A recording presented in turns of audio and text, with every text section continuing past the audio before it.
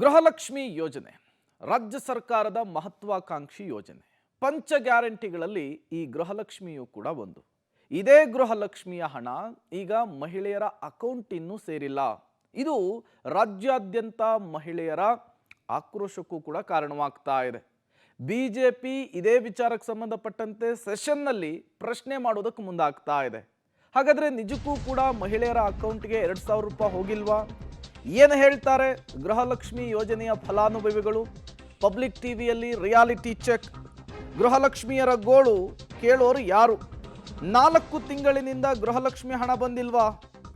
ಗೃಹಲಕ್ಷ್ಮಿ ಗ್ಯಾರಂಟಿಯ ದುಡ್ಡು ಎಲ್ಲಿ ಸ್ವಾಮಿ? ದುಡ್ಡು ಕೊಡಿ ಸ್ವಾಮಿ, ದುಡ್ಡು. ಗೃಹಲಕ್ಷ್ಮಿಯರ ಆಗ್ರಹ ಇದು. ಪ್ರತಿ ತಿಂಗಳು ಫಲಾನುಭವಿಗಳ ಅಕೌಂಟ್ಗೆ 2,000 ರೂಪಾಯಿ ವರ್ಗಾಯಿಸುವಂತಹ ಯೋಜನೆ ಇದು. ಆರ್ಥಿಕವಾಗಿ ಮಹಿಳೆ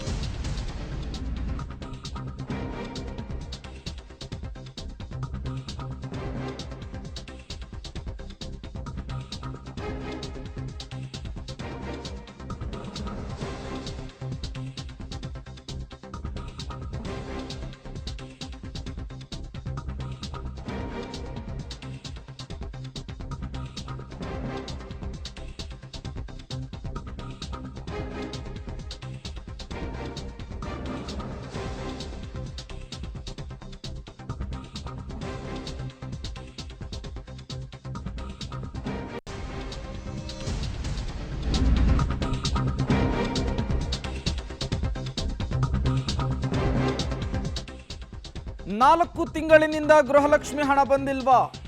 ಗೃಹಲಕ್ಷ್ಮಿ ಗ್ಯಾರಂಟಿ ದುಡ್ಡು ಕೊಡಿ ಅಂತೇಳಿ ಜನರು ಕೇಳ್ತಾ ಇದ್ದಾರೆ. ಪ್ರತಿ ತಿಂಗಳು ಸರಿಯಾಗಿ ದುಡ್ಡು ಹಾಕ್ತಾ ಇಲ್ಲ ಅಂಥೇಳಿ ಸರ್ಕಾರದ ವಿರುದ್ಧ ಸಹಜವಾಗಿ ಆಕ್ರೋಶವನ್ನು ಹೊರಹಾಕ್ತಾ ಇದ್ದಾರೆ. ದುಡ್ಡು ಕೊಡಿ ಸ್ವಾಮಿ, ದುಡ್ಡು ಅಂಥೇಳಿ ಗೃಹಲಕ್ಷ್ಮಿಯರು ಆಗ್ರಹಿಸ್ತಾ ಇದ್ದಾರೆ. ನಾಳೆ ಅಧಿವೇಶನದಲ್ಲಿ ಇದೇ ವಿಚಾರ ಜೋರು ಜಟಾಪಟಿಗೂ ಕೂಡ ವೇದಿಕೆಯಾಗುವಂತಹ ಸಾಧ್ಯತೆ ಇದೆ. 2023ರ ಚುನಾವಣೆಯಲ್ಲಿ ಗೃಹಲಕ್ಷ್ಮಿ ಯೋಜನೆಯ ಮೂಲಕ ಮಹಿಳಾ ಮತದಾರರನ್ನು ಒಲಿಸಿಕೊಳ್ಳುವಂತಹ ಕೆಲಸಕ್ಕೆ ಕಾಂಗ್ರೆಸ್ ಮುಂದಾಗಿತ್ತು. ಅದು ಫಲ ಕೂಡ ಕೊಡ್ತು. ಪ್ರತಿ ತಿಂಗಳು ಕೂಡ 2,000 ರೂಪಾಯಿ ಹಣವನ್ನು ಫಲಾನುಭವಿಗಳ ಖಾತೆಗೆ ಅಥವಾ ಅಕೌಂಟ್ಗೆ ವರ್ಗಾಯಿಸುವಂತಹ ಯೋಜನೆ ಇದು. ಈ ಯೋಜನೆಯ ದುಡ್ಡು ಕಳೆದ 4 ತಿಂಗಳಿನಿಂದ ರಾಜ್ಯದ ಮಹಿಳೆಯರಿಗೆ ಅರ್ಥಾತ್ ಫಲಾನುಭವಿಗಳಿಗೆ ಸಿಗ್ತಾ ಇಲ್ಲ. ಹಾಗಾಗಿಯೇ ಮಹಿಳೆಯರು ಈ ವಿಚಾರವನ್ನು ಈಗ ರೈಸ್ ಮಾಡ್ತಾ ಇದ್ದಾರೆ. ಇದೇ 2,000 ರೂಪಾಯಿನ ನಂಬಿಕೊಂಡು ನಾವು ಏನೇನೋ ಪ್ಲಾನ್ ಮಾಡ್ಕೊಂಡಿದ್ವಿ, ಏನಕ್ಕೋ ಹೆಲ್ಪ್ ಆಗುತ್ತೆ ಅಂದ್ಕೊಂಡಿದ್ವಿ.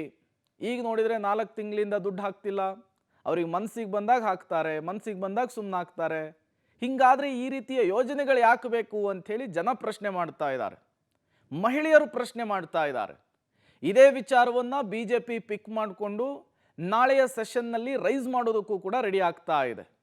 ಈಗಾಗಲೇ ಯಾವುದೇ ಹಣವನ್ನು ನಾವು ಉಳಿಸ್ಕೊಂಡಿಲ್ಲ, ಎಲ್ಲವನ್ನೂ ಕೂಡ ಆಯಾ ತಿಂಗಳು ವರ್ಗಾಯಿಸುವಂತಹ ಕೆಲಸವನ್ನು ಮಾಡಿದ್ದೇವೆ ಅಂಥೇಳಿ ಲಕ್ಷ್ಮೀ ಹೆಬ್ಬಾಳ್ಕರ್ ಅವರು ಸಚಿವರು ಹೇಳಿದ್ದಾರೆ.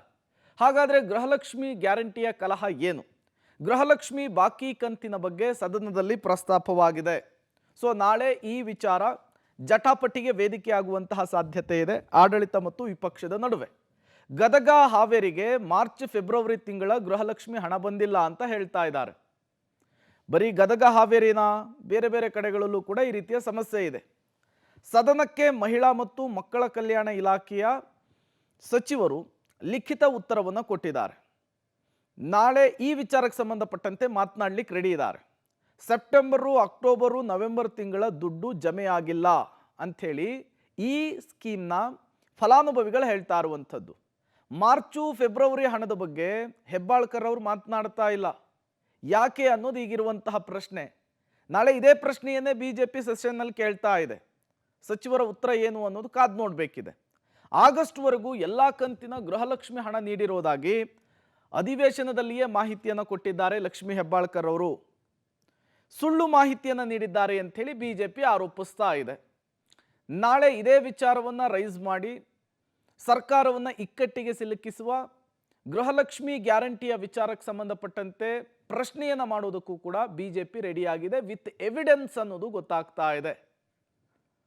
ಹಾಗಾದ್ರೆ ಬಿಜೆಪಿ ಆರೋಪಿಸ್ತಾ ಇರುವಂತಹ ಪ್ರಕಾರ 4 ತಿಂಗಳಿನಿಂದ ಗೃಹಲಕ್ಷ್ಮಿಯ ಹಣ ಅಥವಾ ಗೃಹಲಕ್ಷ್ಮಿ ಯೋಜನೆಯ ಹಣ ಫಲಾನುಭವಿಗಳ ಖಾತೆಗೆ ವರ್ಗಾವಣೆ ಆಗಿಲ್ವಾ ಅನ್ನೋದು ಈಗಿರುವಂತಹ ಪ್ರಶ್ನೆ.